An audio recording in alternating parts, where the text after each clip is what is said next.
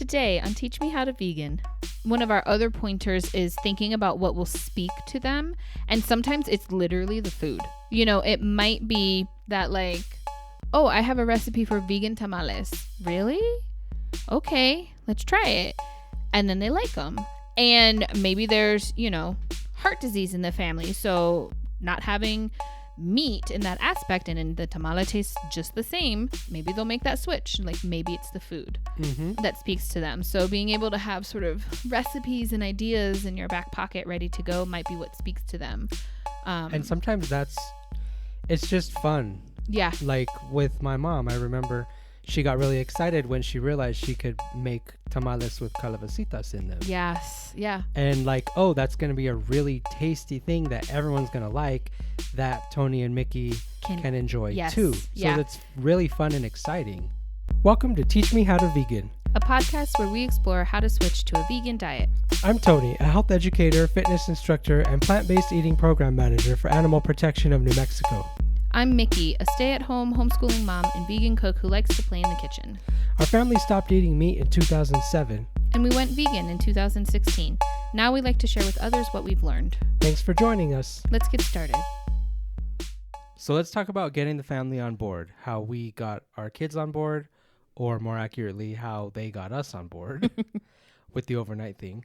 We're going to share how the process unfolded of getting our extended family on board, and then some talking points and suggestions that you can implement when having the conversation with your families. So with on board, do we mean getting them to join us, or on board with our choices to where they're not making a comment every time? Right. So we're not, when we say getting on board, we don't mean turning our family vegan.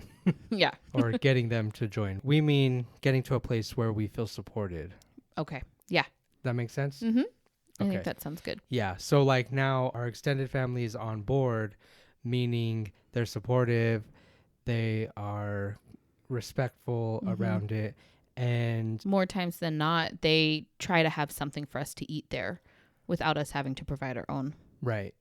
And, well, I would say all of the family members that we're close to, it's not more times than not, it's every time. It is every time. We don't get invited to birthday parties that don't have vegan food for us to eat. Right. From family members and friends that are close to us. Right. Correct. And that's what we mean with like getting them on board. Yeah. That was a good way of putting it. But having that conversation or starting that conversation can be daunting. Can be daunting. It can be difficult. Or intimidating, because you care about these people and you love them. So, you know, sometimes you care about what they think.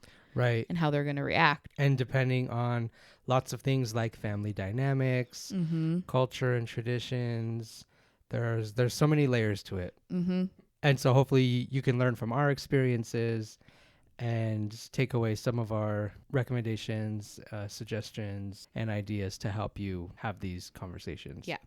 So in the beginning with our two boys, it didn't really take much actually to get our kids on board. We were already vegetarian, so I think that being established was already helpful because we already were doing something that's kind of out of the norm culturally, and already had that conversation with our eldest at the time, because our eldest was 8 when we went vegan and he had been vegetarian his whole life. And then our youngest, when we went vegan, was about 3.5, little over 3, and he had also been vegetarian his whole life. And so we already had that sort of base of like, we don't eat these products because they're animals, it's harmful to the animals, it's harmful to us, the planet, all age appropriate stuff. But the going vegan overnight was actually our youngest. Like, he made us do it, because when I was on my rabbit hole of YouTube videos, I found a video that made me tear up, and it wasn't even graphic or anything. It was just heart-wrenching. Do you know what I mean? And it's like a 30-second clip of this beautiful idyllic scenery of a mama cow and her calf in an open field, beautiful green field with like a red barn in the far background, beautiful blue sky. It's like in Sweden or something, you know what I mean? In some foreign country. That is, when people think of animals on a farm, that's what you think of. That was actually this cow situation, which is not typical in most factory farming operations. But she gave birth in the night, and in order to get the cow's milk, they have to take the baby away. And so this video is just a clip of a documentary of the farmer putting the calf in the back of a van, and the camera's in the van looking out the window, and the mama cow is keeping up with the van because her baby's in it. And it's just heart-wrenching. It's not graphic or anything. Made me tear up. And the boys had been in a different room, and our youngest, Fortune, comes running into the back room to tell me something, and he sees me tearing up. Mama, what's wrong? And I, tell him, oh, I just watched this sad video. And he was like, what is it? And I showed him, because it's super basic. It's the way it is. That's how we get our milk and cheese. This is what has to happen. And he was just like, why are they doing that? And I said, well, in order for us to have milk and cheese, they have to take the baby cow away so that we can get the mama milk from the cow. And he had been breastfed, and so he always called it mama milk, and we did extended nursing. And so for him, the idea of a baby not getting its mama milk was terrible to him. He just could not understand and could not accept, and he was just like, what? And he didn't want to partake anymore. He was done. And you came home that day, and he goes running up to you crying and says, Dad, we gotta stop drinking cow milk. We gotta stop. Yeah, he was. And so he's the reason why we went overnight, because he was done immediately. And then the way he understood it was, if a product had cow in it, Mm-hmm. we had to tell him well, that means you can't have yogurt, or we have to have vegan yogurt. Or I think we said you can't have yogurt. Yeah, because we didn't really know about vegan yogurt. Yeah. And because he, most toddlers had some staples that were practically every day, and yogurt was one of them. Mm-hmm. And he's, okay, that's fine. The baby cow needs its mama milk. So our 3-year-old was willing to give up one of the few staple foods that he willingly ate all the time. I think that's a good testament to where age-appropriate information kids can understand, even as young as 3. Yeah. We can give them that credit. For sure. Kids will understand, and our 8-year-old, we could have a couple other different conversations with him, that same conversation, and still age appropriate, and temperament is a big thing as well. 'Cause both our boys are sensitive to some things, mm-hmm. and, have big feelings and big reactions. So besides age appropriateness, think about their temperament as well. Right. Yeah. But when you're talking to your kids about this, just sharing the truth age appropriately is mm-hmm. the best thing you can do for everything we talk to our kids about. Current events, every heavy conversation, experts recommend age appropriate truth. Yeah. Yeah. And so that's all we're talking about. That might be further tweaked by their temperament. And the awesome thing about talking to kids is, one, they have compassion and empathy kind of built in still. They haven't even learned a lot of it. And also they're not stuck in their ways like us adults are. Right. And so they won't be having a lot of those internal struggles that us adults tend to have. Yeah. And they're not worried about protein and calcium and all this silly stuff that we worry about. Yeah. It's just straightforward. With Fortune, it's just, oh, it's easy. Yeah. For him, he really connected sort of on the animal level, mm-hmm. and the understanding that he just got it. A baby cow and a mama cow would be sad, and he got it. And it was very basic. Yeah. And so, but he's the reason we went overnight. And then our eldest had been in school at the time. We homeschool now, and so he was already taking his lunch. So we just had to make a little bit of tweaks, and he was fine. We can go into a lot more detail on all of this conversation in a future episode about raising vegan kids. Yes. And we can talk about school stuff there as well. All about all of this. So with extended family. That didn't happen overnight. That did not happen overnight. So, yeah, we definitely had just ongoing conversations about what it means to us. And mm-hmm. we had to just, word it lots of different ways over time. But the story with your mom is pretty funny. You should share that. We felt like we had to just tell some people, we had to just say, hey, we're vegan now, Yeah, this is what it means. This is what it means because we're a family that gets together a lot, and food is a big part of all of our gatherings. So I was like, I need to tell my mom and my sister, my older sister, who do a lot of cooking for family gatherings.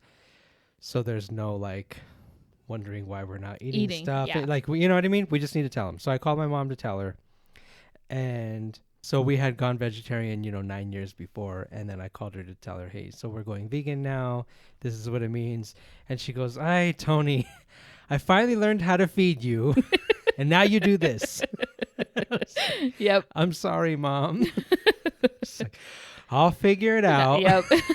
And she has. She has. She has. Yeah. Yeah. Amazingly, as we knew she would. But, I think a lot of people might, get a similar response from parents, especially moms, that are like, "Oh, Yeah. now I have to figure out how to feed you." It was just funny. Yeah. But she has, and, And she asks questions, too. She'll check in with us and everything. So she's definitely open to it. Mm-hmm. And at first it was like, stressful for our moms and people to be like, I don't, you know what I mean? Like when holidays come around and birthdays, I don't know what to do. Yeah. But after a while, they've got the hang of it. Yes, And now totally. it's stress-free. Just like when you yourself go vegan, it's kind of stressful at first. There's learning curves. You get through it, and then it becomes second nature. Same thing with the families. Now, families. they've found treats that they can get for the kids. They've kind of figured all that stuff out. Yeah. And it does get easier.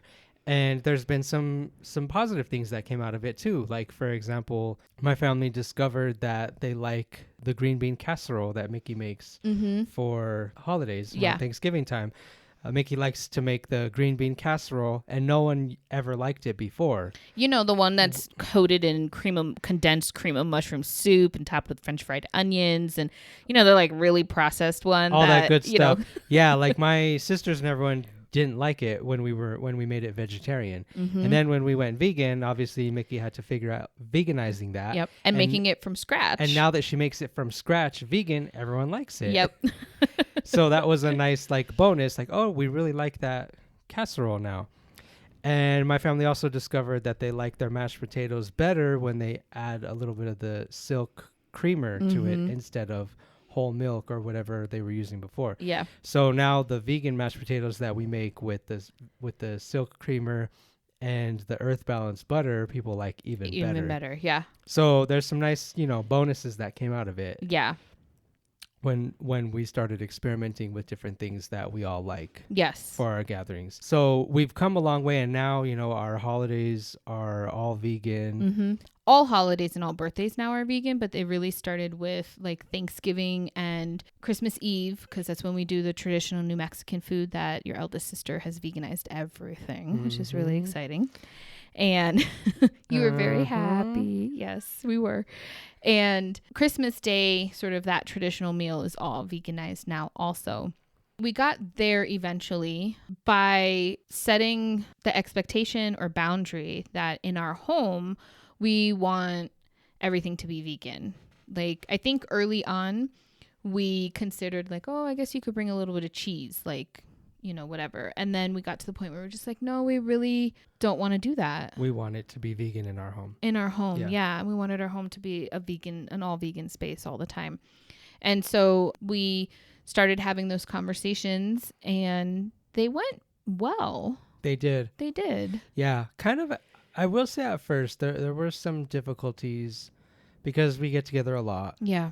And primarily at our home. Right. And food is, our home is, it's either our home or my sister's home. Yeah. And food is always a big part of that. And it did get stressful. And at one point I remember telling my family, let's just get together from 1 to 5. Yeah. So that we don't have to eat together. I don't want to eat together. It's too stressful to plan food together. So come after lunch and leave before dinner. And I think that might have been a little bit of a like, oh. Yeah, like made it like clear how stressed I got. Yeah. Trying to figure this out. I feel like after that, there was no like convincing or like they were just on board. They accepted it. Yeah. They were okay. We got it. We'd rather be able to spend time with you whenever. Yeah. That sort of took precedent. Yeah. Shout out to my family for being awesome. There were times when a family member would ask, can I just bring my own serving of meat or turkey or ham or whatever it is, and I'll just eat it on the side, for myself or share with whoever. That was when I shared that, like, it really doesn't feel celebratory when there's meat on the table. Yeah, when there's a Like dead being on the table. Yeah. So when I asked, how would you feel if we celebrated Christmas with a dead dog on our table? And that, I think, That's clicked. wow. Yeah. For some people, like, oh, that's how you feel. Yeah. And yes, that's how I feel. Yeah. And it was because Thanksgiving isn't at our home. That wasn't necessarily a parameter we could set, but it was a conversation around how it makes us feel. And what they do with that information in the person's house it's at is kind of up to them. But we shared how we felt. And that's the main thing. Maybe they'll get it. Maybe they won't. Maybe it'll have an impact and maybe it won't. But the best you could do is share how you feel and hope that your family and friends are able to understand. Yeah. In our case, they were. Yeah. We're very fortunate. Yeah.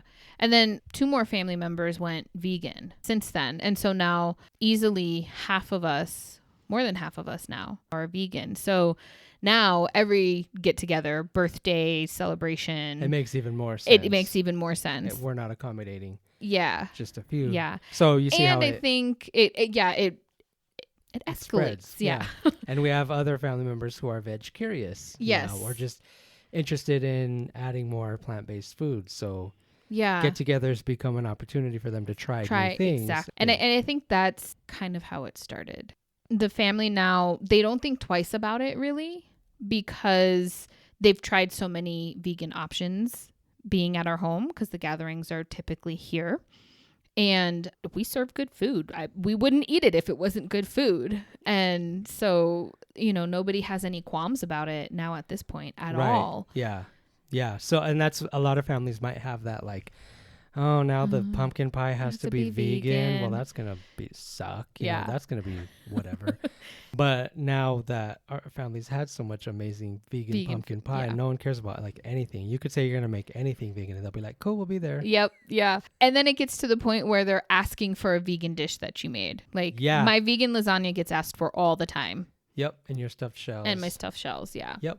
So yeah, that was our story, and here we are. And that's kind of how we took time with our extended family to bring them a little more on board. And then sort of the extended family being like siblings and parents and stuff. And then when you go even, more extended to aunties and uncles, and depending on how often you see them, it might be similar to with your sort of immediate extended family, or it might be more like, we're going to bring our own hot dogs and can we just have an opportunity to grill them before the meat goes on? Yeah, sure, whatever. Or like, we'll bring the potato salad. And more times than not, far more times than not, nowadays, any gathering that we go to, we don't have to bring anything. Right, yeah. Like the most recent birthday party we went to, it was really pleasantly surprising to see they had a whole vegan section. Yeah. They had hot dogs, smart dogs for us, and they made a lot of them. Yeah. It wasn't like we bought one little pack for your family. It was like there's a whole section, and there's a separate pasta salad that we made vegan, and then there's this other, there's the spaghetti salad that's vegan, and they like really went out of their way. Yeah, they really did. It was really great. Really great. It might take time for that to unfold. That didn't happen right away, but you keep those ongoing conversations, hopefully you'll be able to get there. Yeah. So we took some time and thought about how this all unfolded and have come up with some talking points and suggestions that you can use when talking to your family. Now, of course, all of this is totally dependent on family dynamics and how your family functions, because that is as varied in the world as there are like flowers or animals on the planet. Like there's so many different ways that it could go. So what we're saying is not hard and fast, but just try to see, oh yeah, I think that might work with my family. See what you can take and maybe even try or adapt it to your situation. Exactly. Well said. So first, I feel like it's important to share what it means to you and why it's important. Yeah. So like I said, it really helped when I shared what it means to me, how I feel with dead animals on the table at holidays. Yeah. And whatever the reasons are for you, if you can, share that in a respectful, obviously loving way that doesn't shame people Right. or Right. kind of make people feel, the idea is not to make them feel like hypocrites or feel like they're doing something wrong or something like that, but just from you, this is how I feel, period. I think that's really helpful. If you need to ask for space to share, if people are giving you a hard time about it or kind of don't seem open to it, you can ask, like, can I share how I feel about this? Yeah. Can I tell you why this is important to me? Yeah. So that's the first one. Secondly, it's important to gauge what you have capacity for at the moment or at any given time. Sometimes people might ask a big question that you just don't have the energy to answer, and that's okay. And it's okay. It's okay and it's okay to literally say that is a whole lot to unpack, and I don't have the bandwidth to do that right now. So can we schedule a different time? Can we take another time later on that we can talk about this and I can share with you? Because I would love to have that conversation, or maybe you don't. I don't know. But, it just be aware. And it's totally fine to say that's a lot to unpack, and you can give them a teaser. Another option is, you could say, I'll send you a video or an article or a podcast about that, and then we could talk about it after you've checked that out. And we're going to share specific resources that you can share when this occurs, and you want to, instead of getting into it, pass on a resource. We have some ideas for you at the end of the episode. Yeah. And then another thing is I find that some people are more open to it if they ask. If you're not pushy or insistent, because sometimes that can feel like you're going after them, and that's going to get people defensive. But sometimes you just say, oh, no, I'm not eating meat right now, or I'm not eating meat anymore. Oh, what's that about? Oh, I learned about A, B, C, and D, and I just don't want to participate in that anymore. Oh, okay. Sometimes it's as little as that. But sometimes somebody will come and be like, well, what about this? And then you can get into a conversation. But the whole, like, you shouldn't eat that anymore because blah, blah, blah, blah, blah. Some people respond okay to that and others just don't. Yeah. So when you just do you, and I found I get asked about it far more than you would think. Like, almost 100% of my conversations about it when I'm not doing outreach and activism. But that happened organically. Somebody asks me a question. I don't do nothing. I just do me. Yeah. We went out to eat with a group that one time, and I had no intention of educating people on veganism, but all I did was ask for the vegan menu. Yeah. Because I needed the vegan menu. Like, the waiter came and I said, can I have the vegan menu? And it was like, oh, why are you vegan? Yes. And it was like, and then I gave the elevator like 4 speech. people listening. Well, there's, actually lots of reasons, including animals, health, the environment, and social justice. Oh, wow, tell me more about this. And then the whole dinner conversation was dominated by why we're vegan. I didn't intend for that to happen, but it sparked some great conversation. And because people are curious a lot of times. So if they ask, it's really helpful to wait to be asked. I think it's, especially if you're doing this for ethical reasons, it's really important to explain that it's not a phase or a diet or an experiment. Because a lot of people will think, they'll equate it, if you're making like an ethical choice, like you want to adopt this lifestyle to align with your ethics or your morals or your viewpoints, your beliefs, it's important to express that outright so that your family won't think you can have quote unquote cheat days. Because somebody, for example, just a random example, they might go on a low carb diet or a low calorie diet or something like that. But then on Christmas Day, they can blow that for one day because it's a holiday. Right. And then they get right back on it. Whereas this is different if it's an ethical or moral thing. They might think, oh, yeah, you're on that vegan diet now, but it's Christmas, so we can have ham, right? Really make that clear. Yes. That there's no cheat days, that it's not a diet or a phase for you. And I think a natural progression of this conversation that you might have with somebody is we kind of get it asked a lot too. Well, what do you eat? Because people tend to think, oh, vegans eat a bunch of grass or salads. And I like to joke that anything you can make, I can make vegan. And so sometimes when people ask me, well, what do you eat? I say, well, what do you eat? Burgers. Yeah, me too. Pizza. Yeah, me too. Enchiladas. Yeah, me too. Italian. Yeah, me too. Asian. Yeah, me too. Mm-hmm. And you just kind of go down the line. So it might be good to just, have some recipes and meals or vegan ideas ready to go. It's surprising how many times I've had somebody ask me, "What do you eat?" And I say, "What do you eat?" And they respond, "Meat." Meat, yeah. And I this has happened many times actually, because then my response is, "Really? You eat a hunk of meat for breakfast, a hunk of meat for lunch, and a hunk of meat for dinner?" Well, no, but then what? What do you eat? Like tacos and burritos and burgers. Oh yeah, I eat tacos and burritos and burgers yep. too. And that always that's enough for them to to sort of chew on for a while. Yeah. Yeah. But anyway, especially with like your family or friends, being prepared to share ideas for vegan meals that you think you would all enjoy together can be really helpful, because they might be like, well, what are we going to eat for Christmas then? Oh, I'm glad you asked. I have some ideas that I'd like to share with you. Yeah, exactly. So if you can have that, be proactive and have that research done ahead of time, then, it helps move the conversation forward. Yeah. And I think that is one of our other pointers, is thinking about what will speak to them. And sometimes it's literally the food. It might be that like, oh, I have a recipe for vegan tamales. Really? Okay, let's try it. And then they like them. And maybe there's, heart disease in the family. So not having meat in that aspect, and in the tamale tastes just the same, maybe they'll make that switch. Like maybe it's the food that speaks to them. So being able to have sort of recipes and ideas in your back pocket ready to go might be what speaks to them.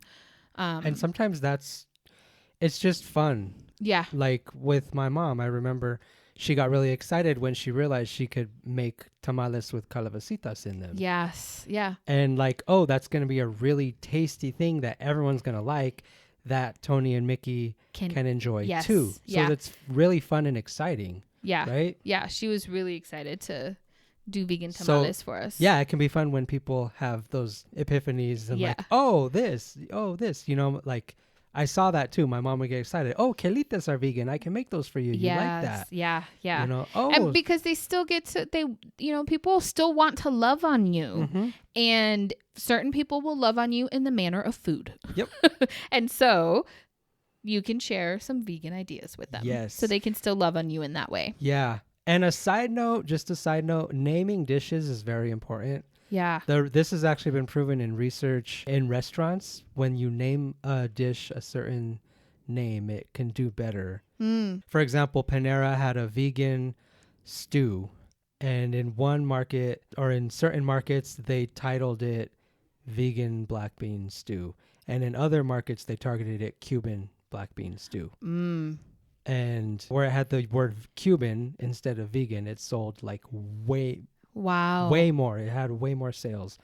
And so the naming is important. And I noticed this in my family too, because with those tamales, one year when she put them out, I remember there was, pork tamales, and then there was quote unquote vegetarian tamales. No one touched them. Yeah. Except us, which was fine for me. Whatever. Because you ate your fill. Yeah. But the next year she put those out, and it was pork tamales and calabacitas tamales. And they were all gone. Yeah.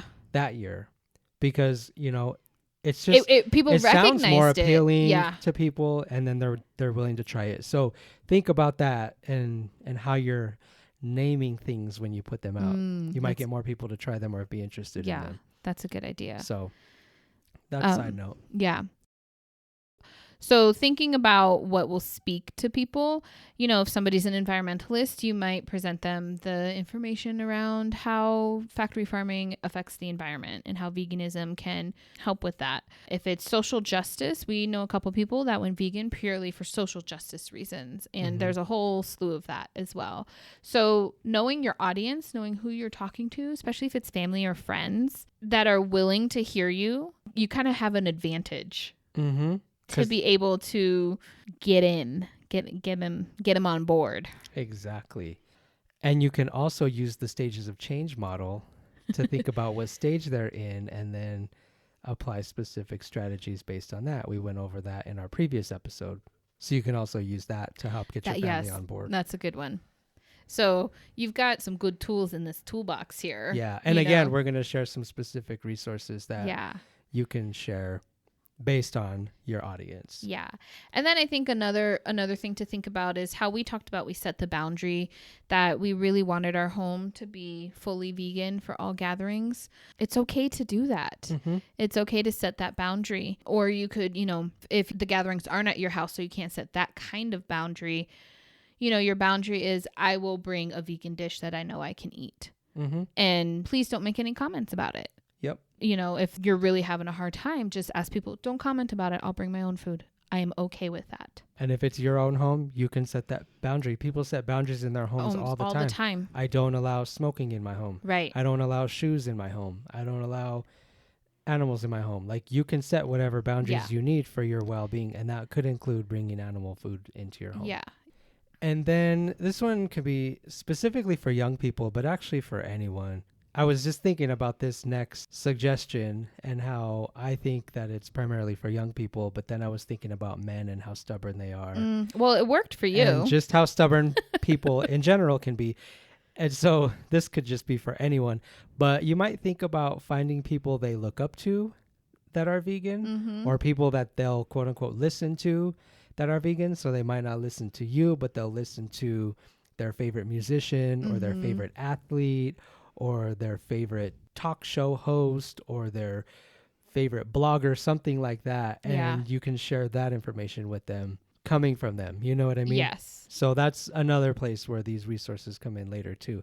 So if you find a celebrity or someone they look up to that's vegan, that's sharing a vegan message, then you can, hold them up as an example. You said it worked on me. How did it work on me? Well, think about like growing up, your whole Veg Curious journey was all about the people you looked up to being vegan. Oh yeah. Vegetarian. That's true. That was the whole reason. Yeah. That's the whole, you started down the rabbit hole. Mm-hmm. So that's probably why I think this is an effective strategy. And really and I think some of the people that you look up to now who are vegan and are like whole foods plant-based, they motivate you to move more in that direction. Mm-hmm. For your personal health reasons. Stick is the example. Mm-hmm. And you're always quoting Stick and Afia. So. Yep. Mm-hmm. No lies. So, yeah. And like for our son, Constantine, he didn't need any of that. But I feel like I think it reaffirms. It affirms for him that like he's not alone in this, because he's usually in most settings the only vegan kid. Mm-hmm. When he goes to karate or to dance, he's the vegan kid, and he gets questions. And so when we do the podcast about raising vegan kids, we'll give pointers on how to talk to your kids, to how to prepare your kids to answer some of these questions that might come up with their friends. Yeah. But helped him to know he's not alone. Yeah. And a reaffirming, this is a good thing for me to do. Yeah. And then, like I say, probably some stubborn men that would only listen to certain people or won't listen to people in their life. But all right. So now we've been talking up resources that you can specifically point to. So we're there. We're finally there. So let's do that. Yeah. So a good, thing to say is, if you're interested in understanding more about where I'm coming from, ... Here are some resources. Here's something. First, of course, this podcast. You can direct them here. Primarily episode 1, the first episode. Yeah. Where we talked about 20 plus compelling reasons to switch to a plant-based diet. Yeah. So that's for just like, what is veganism all about? Well, in a 40-minute podcast, you can get a very high-level overview. Quick snapshot of all the things. Yeah. Right. Then there's also on our website a why plant-based eating section, and there's info sheets there as well, and recipes. Right. On our website. And then there's the website in and of itself can be its little rabbit hole with recipes and info sheets and the podcast. And yes. Yeah. And so that might be a good starting point, because sometimes, you just Google things and, oh my gosh, I don't even know where to start. So sometimes, starting someplace that is direct and pretty simple. With kind of all the resources in one little section. Yeah. And then for health, there's the Game Changers documentary is really compelling. And we really liked it a lot because it also didn't really have any fat shaming. Yeah. Which, sometimes some documentaries about health and plant-based eating can teeter on. Yeah. And they're like obesity, weight loss. Yeah. And the Game Changers didn't do that at all. Right. And I mean, there's valid points for being concerned about obesity. Yes, of course. However, sometimes tone and context can verge on fat shaming, and Game Changers really doesn't do that at all. Right. And it's really just inspiring, I think, for the average person. I think but so too. It especially speaks to, quote unquote health nuts, Yeah. or people who are just into being athletic or physically fit. Yeah. It really speaks to. Yes. So that's we recommend that. For people who are into the environment, there's a documentary Cowspiracy, and kind of a slew of other documentaries. That's the one that comes to mind. Yeah. For people who are animal lovers or into animals, you could recommend Earthlings. Now, tread lightly with that one because it is really intense. So don't just... If somebody is really sensitive or... I have not watched the whole thing. Yeah, I watched like 41 seconds of it and then turned it off because I couldn't do it. But we also watched it after we were already vegan. Yeah, I was already vegan. And we were sort of to the point where like we had our fill of that kind of information. We already knew it. We didn't need it to maintain being plant-based. Right. We didn't need it to maintain being vegan. We didn't need it to go vegan.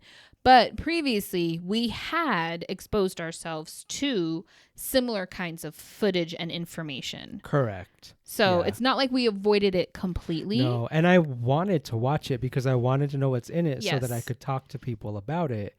And remember, I was all pumped up. Yep. And you were like, I'm not watching it. And I was like, fine, I'm going to watch it by myself because I need to know because I'm an activist. And then I pressed play and then I turned it off. Yeah. So, but it has rave. It is pretty enlightening and pretty powerful. And many people have cited it. Yes, many people have cited it. And I think it's a good one for people who kind of have the mentality of animals die, that's the way it is. Yeah. We need animals for food. It's part of the circle of life. And we've been doing this we've always eaten animals. Kind of all of that sort of thing, because then it really dives into like, oh, but this is what it actually looks like in our world today and how it's playing out now. Which is very different than how we've quote unquote always eaten animals. Right. And then another one is Dominion. Mm-hmm. And I think that one's not as intense as Earthlings, correct? Right. Yeah. Any of the ones about animals are going to be hard to watch. Right. Because it's a terrible system that we have in place. But you got to make informed decisions. Yeah.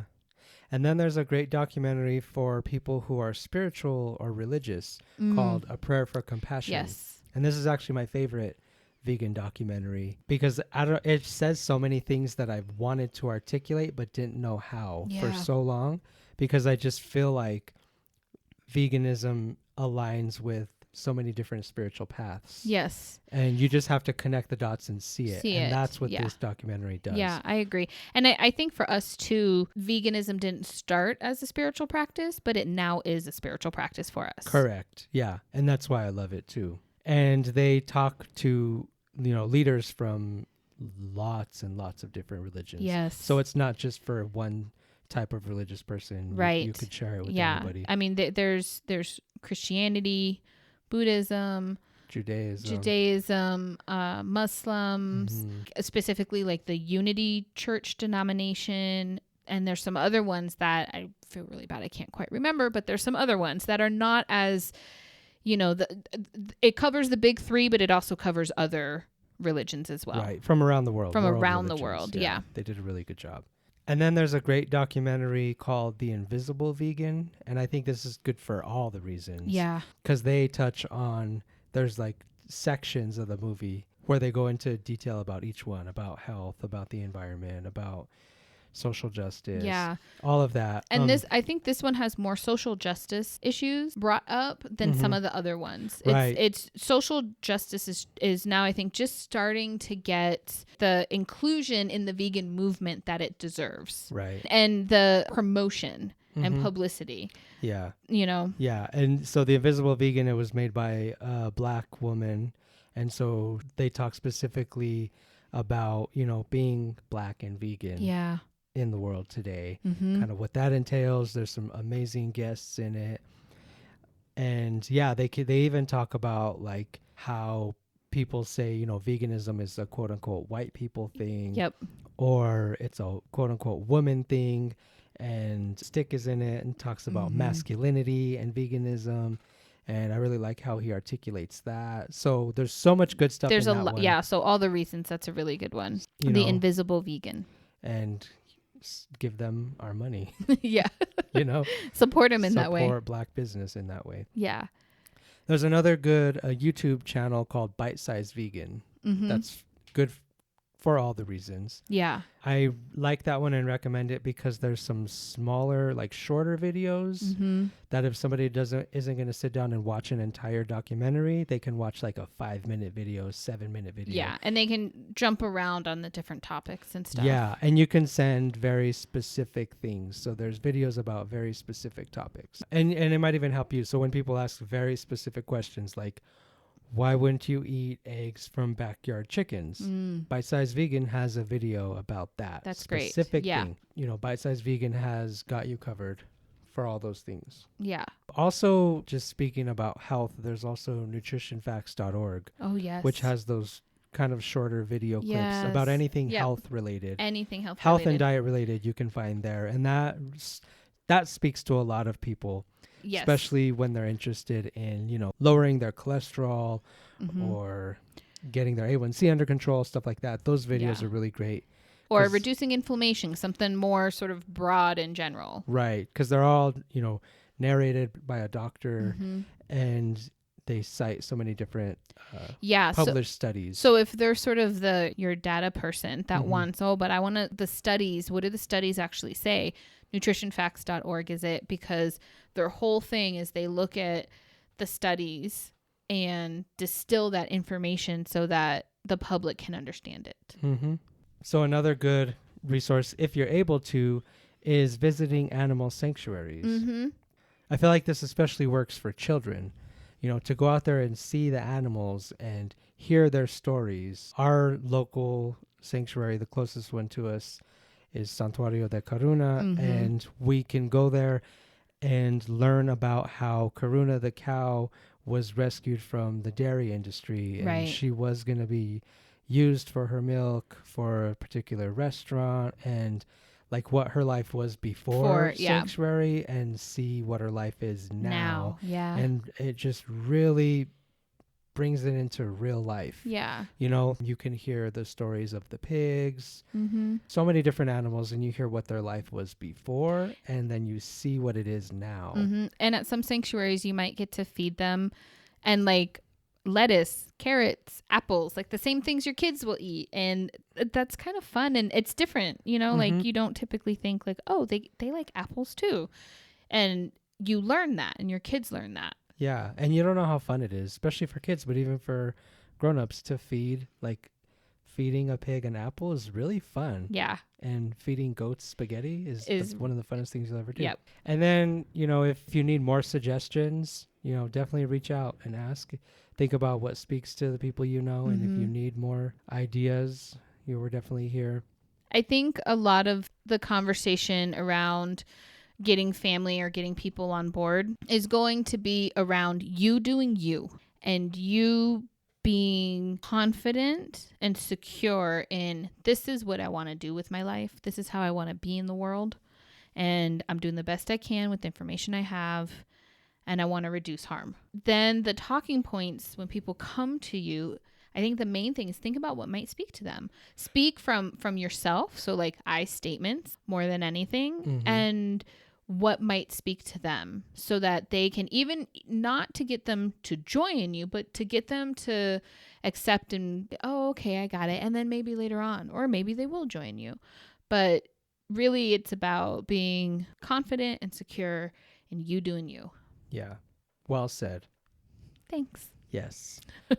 Thanks for joining this conversation. Hopefully you can take away some good pointers, some talking points, some strategies, some ideas for getting your family on board. We'd love to hear from you, and we'll see you next time. We'll see you next time on Teach Me How to Vegan. Thanks for joining us. We release new episodes every 2 weeks. You can always email us at plantbased@apnm.org or visit our website at apnm.org/plantbased for classes, recipes, and more resources. See you in 2 weeks.